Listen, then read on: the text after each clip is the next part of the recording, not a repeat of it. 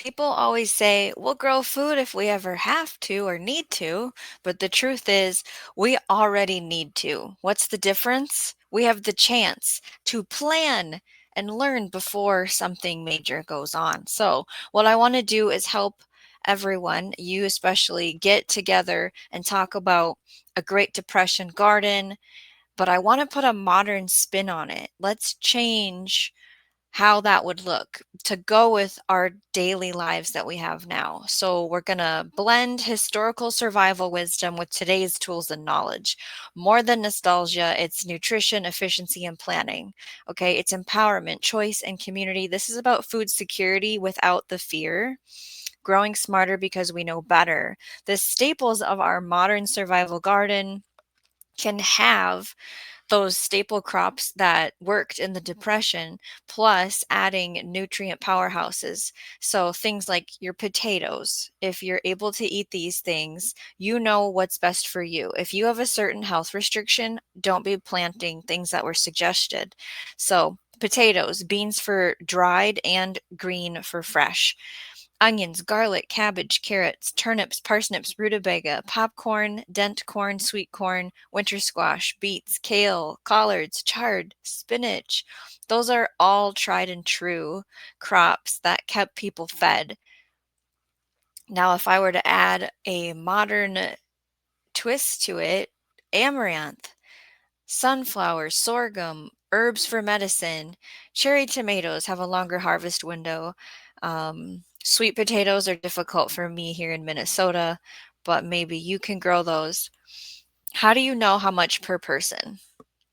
There's plenty of charts out there, but it really comes down to knowing how much you consume in your household. So if we were to give an example, 150 square feet of potatoes planted per person, how many potatoes do you eat in your family in a month? How many ways do you eat potatoes? Have that help figure out what you should grow. So for dried beans, 40 plants per person.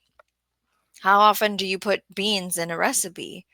You might only need 20 plants per person. You might only need 20 plants for your whole household. It depends. Onions, 60 onions per person. Now that feels a little right to me because we use onions to make broth, to make your soups, to add to any hot dish, right? Cabbage, 6 to 10 heads, could be enough for your whole family. Maybe you need more than that. Carrots, 100 plants. Well, I feel like I would need 100 plants times all my people in my family because we love carrots so much. Tomatoes, 4 to 6 plants per person. It depends. Are you growing sauce tomatoes, salad tomatoes? Are those plants really heavy, prolific plants, or do you need to plant more than one? Winter squash.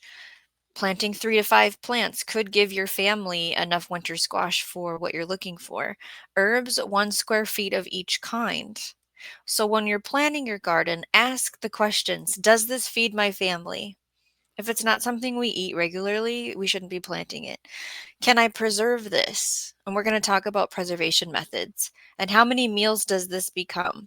What are we going to use this for? It also helps understanding the preservation method to do this.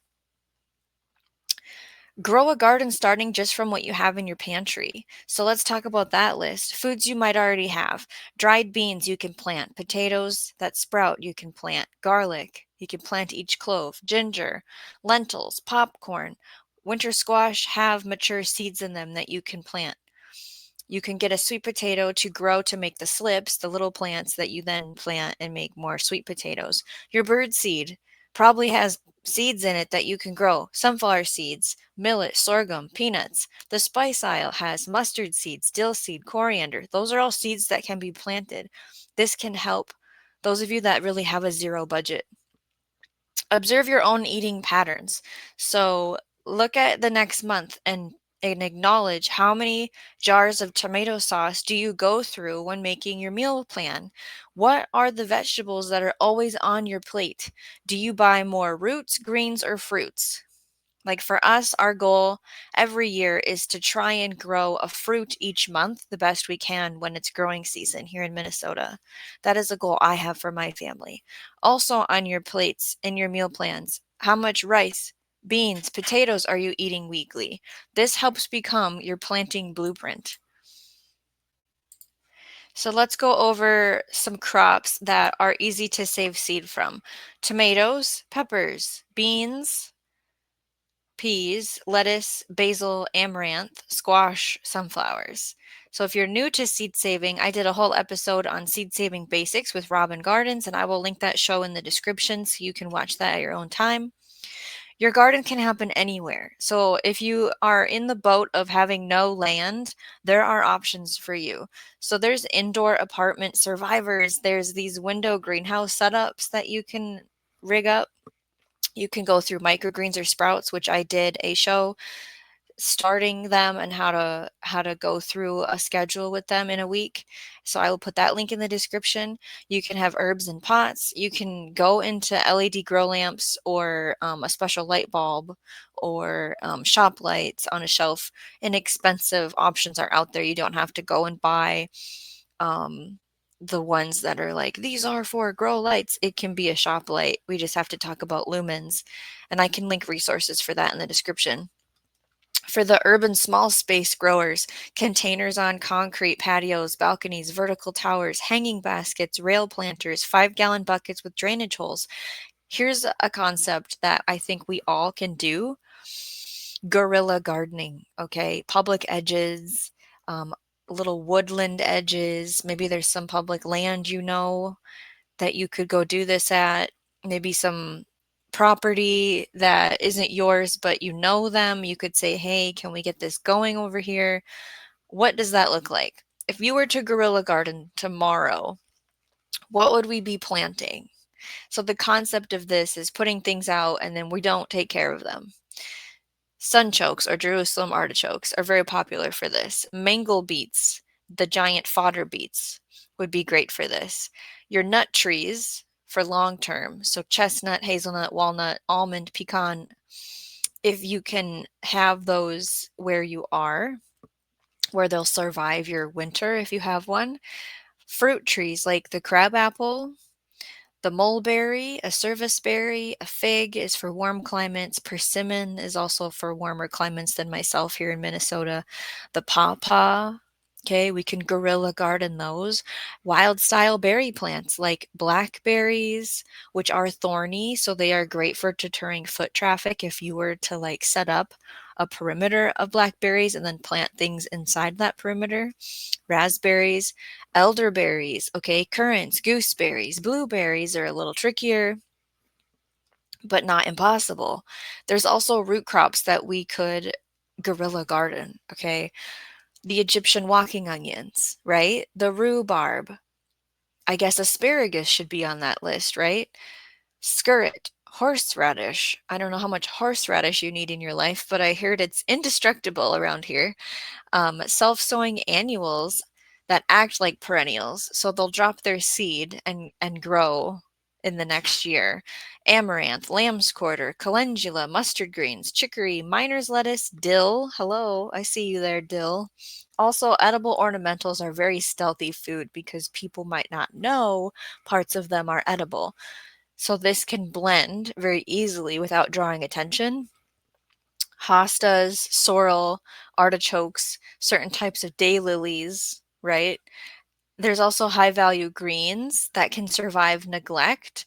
There's types of perennial spinach like Malabar or longevity spinach. Kale can overwinter or self sow. Chard has a long season, it's pretty hardy. Now, pollinator plants that can also feed you in your guerrilla garden. Okay, there's this place we've planted far away from where we live. Maybe it is around the corner from where you live. Do we want to be able to walk there if something goes bad? Is a question you can answer. But the dual purpose things like bee balm, echinacea, yarrow, um, milkweed, I don't know about that one. I would say that one is to just bring in pollinators.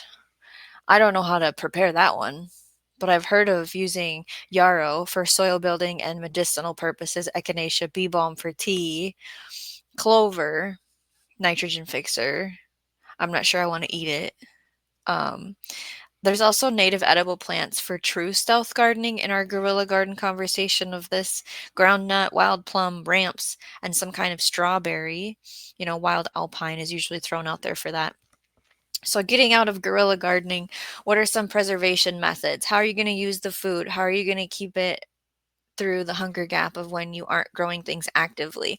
There's your water bath canning, there's pressure canning, freezing, fermenting is something I've been trying to practice because that is the old ways, right? Dehydrating, sun drying, oven drying, having some type of dark, cool, dry place to store root crops. You can grow things and dry them outside and cure them outside, like your dried beans or your winter squash or your dent corn, and then bring them in. And then a modern twist to preservation would be that freeze dryer that we keep hearing about, right? So grow with preservation in mind, plant what you can store or know how to or plan to learn to. So I encourage you to learn a new preservation method while we're in this time we have. Now, your garden layout is really based on how your brain works. Okay, so what type of thinker are you? Do you want rows that are clean and organized and structured? Do you want raised beds where you can control the soil? It can be very organized. You can get rid of physical limitations and you can control weeds. Do you want square foot gardening? You like precision. You like every square foot is planted a specific way. You can do in-ground and intensive planting, like polyculture, high yield, low cost. There's grocery row gardens for those who want beauty and abundance. So if you don't know how to set that up, I can link some sources in the description. Food forest guilds are definitely your long-term thinking areas. Kitchen gardens are very accessible. So those are all, you can have all of that. I mean, you don't have to pick just one, but what kind of personality do you have to make gardening fit you, right? Succession planting, the secret to abundance, right? So there's different methods to succession planting. Direct sowing something every 2 weeks, or planting by different days to maturity. So maybe we're going to plant carrots and there's one that's ready in 45 days, 50 days, 65 days, 75 days, for example. You plant them all at once in different sections and like, okay, I'm going to harvest these ones first, and then this is the next one, this is the next one, this is the next one. And then you can also plant another round a couple months later for the next season. Also, you can do this thing where you transplant a plant and direct sow that plant at the same time. So you do have a gap in days to maturity. That's another example of succession. So, like, never having an empty place, always having a seed in the ground, right? Companion planting. We have a whole show dedicated to explaining what that looks like, and I'll link that in the description. You don't grow plants alone, they need to grow in a community, right? Now, we've heard of different combinations, your basil and tomato, corn, beans, squash is, I think, the most historic known companion planting method. Radish with cucumber, dill with cabbage, marigolds as a border for everything. So if you want more examples of that and why it works, when we're talking about pollinators and predators and beneficial insects, I'll have that linked in the description. You also, as a gardener, if we're talking about this modern twist on the Great Depression growing, is fertility. Okay, do it yourself fertility. So you're composting your grass clippings, you're making leaf mold. Maybe you have worm bins specifically to harvest worm castings to work with, making your compost extracts, growing plants specifically to make a liquid fertilizer with. I have a link in the description showing you some basic methods on how to do that. Crops list for that, I would say, is comfrey, burdock, nettle I've seen used. Chop and drop is a great method as well. So I want to ask you, what are we going to call this type of gardening? Because I don't really feel like we should call it the Great Depression gardening. We hear about victory gardens. We need our own name for this. We are adding to it. We're not taking it away from history. We're going to brainstorm, what should we call it? So I want to hear from you in the comments below. Now, some ideas, but definitely not the top ones. Freedom Garden, Liberty Garden, Revival Garden, Resilience Garden, the Grow Your Own movement.